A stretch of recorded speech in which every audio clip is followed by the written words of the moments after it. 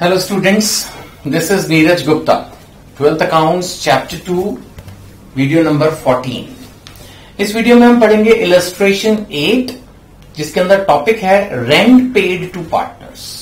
Right, देखिए rent paid to partners की अगर मैं बात करूं तो it is a charge against profits. हम पहले भी ये बात डिस्कस कर चुके हैं कि interest on loan to the partner and rent is a charge. Logical भी है, अगर कुछ लोग मिलके एक पार्टनरशिप फर्म चला रहे हैं और उनमें से कोई एक अपनी प्रॉपर्टी लेकर आता है तो भाई फिर उसका रेंट तो देना ही पड़ेगा ना, प्रॉफिट हो या ना हो। क्योंकि सिंपल सी बात है अपॉर्चुनिटी कॉस्ट वाली कि अगर फर्म को वो रेंट पे ना दे तो किसी और को दे सकता है। तो अभी फर्म बिजनेस करे, उसमें क्या प्रॉफिट है क्या नहीं है, इससे तो रेंट की पेमेंट का कोई लेना देना होना नहीं चाहिए, है ना। तो उस हिसाब से ये बिल्कुल लॉजिकल है कि rent is a charge against the profits. तो ये किस में डेबिट होगा, प्रॉफिट एंड लॉस में या प्रॉफिट एंड लॉस एप्रोप्रिएशन में? Obviously it will be debited to profit and loss and not to the profit and loss appropriation, because profit and loss appropriation के entries है interest on capital, salary and commission to the partners including reserve. Credit side पे interest on drawings, rent की बात नहीं होती, interest on loan की बात नहीं होती। ये दोनों एक्सपेंसेस कहां डेबिट होते हैं, प्रॉफिट एंड लॉस अकाउंट में। क्लियर है। अब हम देखेंगे illustration 8। Illustration 8 which is on rent payable to a partner. Aman and Boman are partners sharing profits equally.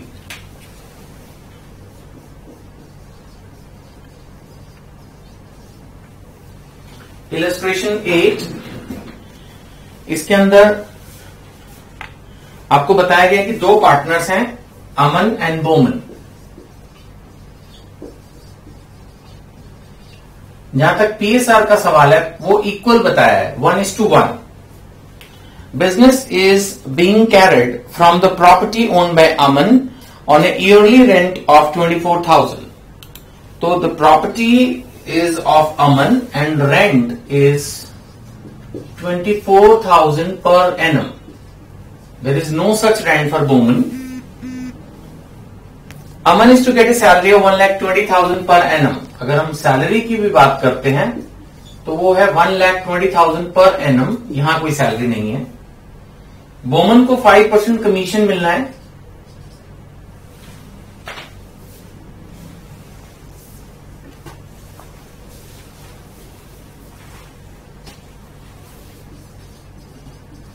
Commission तो अमन के लिए नहीं है, ये it is 5% of sales.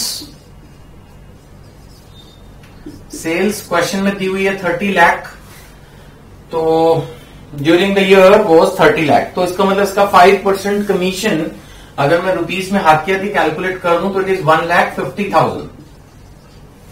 30 lakh का 5% जो है वो कमीशन मिल रहा है बोमन को, और अमन को मिल रही है सैलरी और रेंट। कुछ इस तरह की इनकी वर्किंग है, but rent is a charge, rest two are appropriations.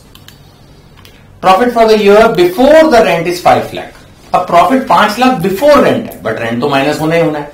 तो इसका मतलब जो मेरा प्रॉफिट क्वेश्चन में दिया है, profit that is given as 5 lakh, मैं इसको रेंट एडजस्ट कर दूंगा 24,000, जो कि इन एनी केस मेरा एडजस्ट होना ही है।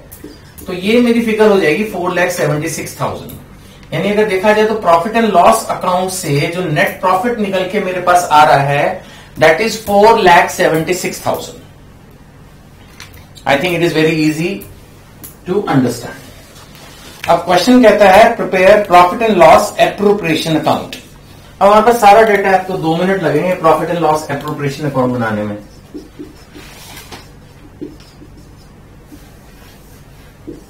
अगर हम P&L एप्रोप्रिएशन अकाउंट की बात करें तो by profit and loss account जो प्रॉफिट आया है हमारे पास दैट इज 4,76,000। खर्चे की अगर हम बात करें तो रेंट ये ऑलरेडी हमने एडजस्ट कर दिया प्रॉफिट एंड लॉस अकाउंट में, रेंट हमने एडजस्ट किया प्रॉफिट एंड लॉस अकाउंट में। सैलरी हम एडजस्ट करेंगे अमन की, 2 पार्टनर सैलरी, अमन, इसको हम अमन पार्टनर सैलरी अकाउंट नाम दे सकते हैं, और ये फिगर है 1,20,000। And to partner commission,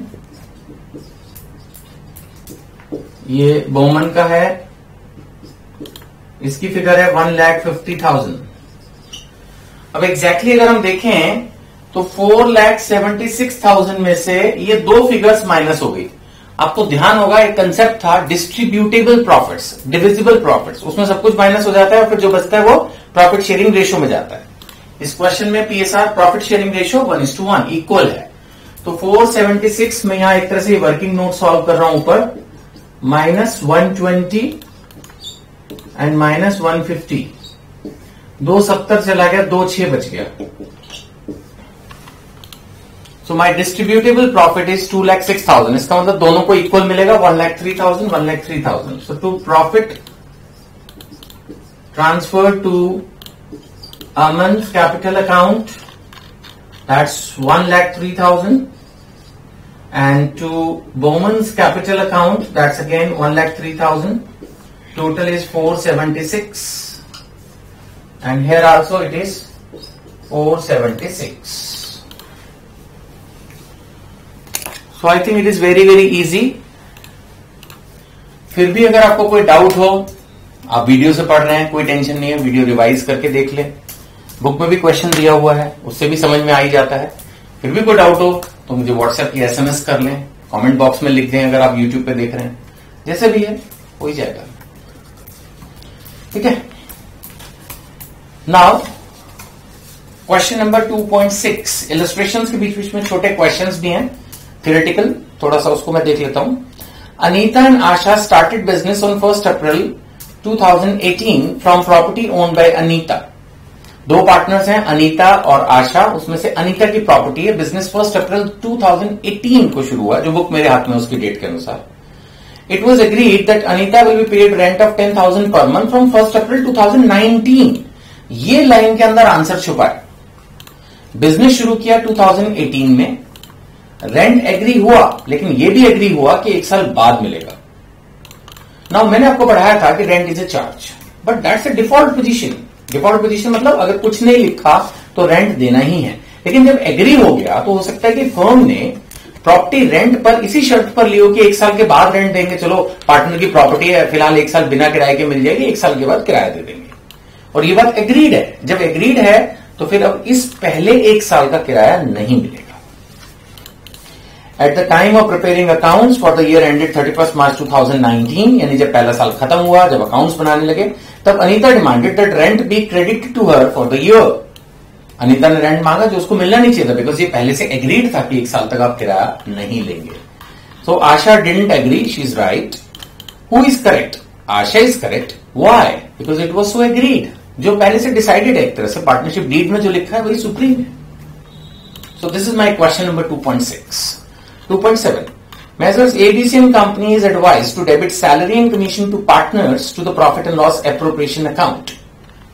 Measures ABC and Company is advised to debit salary and commission of the partner to profit and loss appropriation. सही तो है। Why do you think that it should not be debited? Question ही बिगाड़। इसमें लिखा है कि ये दो चीजें जो हैं एप्रोप्रिएशन में है ही एप्रोप्रिएशन। स्पेशली पार्टनरशिप फर्म में एप्रोप्रिएशन अकाउंट बनाया इसलिए जाता है कि जो प्रॉफिट पार्टनर्स को दिया जा रहा है उसको हम सेपरेटली ट्रीट कर सकें। सो ठीक है, ये मतलब इस क्वेश्चन का कोई बढ़िया इसमें पॉइंट निकल के नहीं आया। सिंपल सी बात है कि एप्रोप्रिएशन अकाउंट में एडवाइस किया गया करने को, वही करना है। So advice is correct because these entries, these items belong to appropriation account. Profit and loss account में हम वो चीजें लेते हैं जो कि चार्ज अगेंस्ट प्रॉफिट्स हैं। ये एंट्रीज या ये आइटम्स एप्रोप्रिएशन के हैं तो एप्रोप्रिएशन अकाउंट में जाएंगे। ठीक है, तो I think sufficient for this video and illustration 9 will do in the next. Thank you.